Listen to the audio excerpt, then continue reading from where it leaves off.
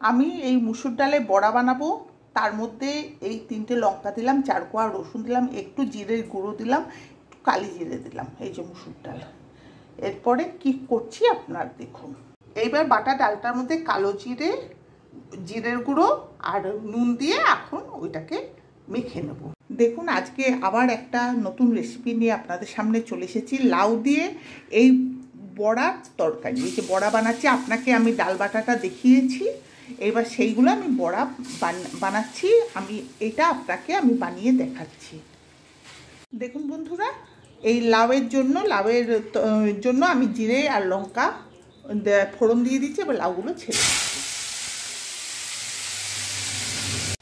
দেখুন লাউটা দিয়ে দিয়েছি। লাউয়ের মধ্যে এখন আমি এই একটু আদা বাটা আর একটু জিরে গুঁড়ো দিয়ে দিচ্ছি।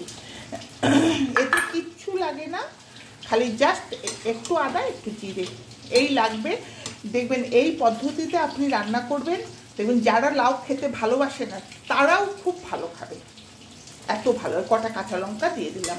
যাদের কাছে লাউ, আমিও লাউ ভালোবাসি না, কিন্তু আমি এইভাবে যে বানাই এইটা আমি খুব ভালো খাই। রুটি দিয়ে বলুন, ভাত দিয়ে বলুন, আমি খাই।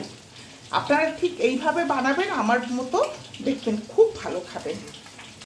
দেখুন লাউটা এখন সেদ্ধ হয়ে গেছে। এবার আমি এই বড়াগুলো দিয়ে দিচ্ছি।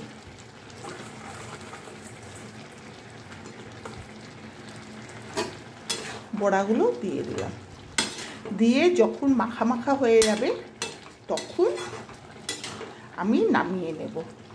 এটা খেতে খুব ভালো হয়, খুব ভালো হয়। ভাত দিয়ে বা রুটি দিয়ে আপনি যাই দিয়ে খাবেন, এটা খুবই সুন্দর খেতে লাগে।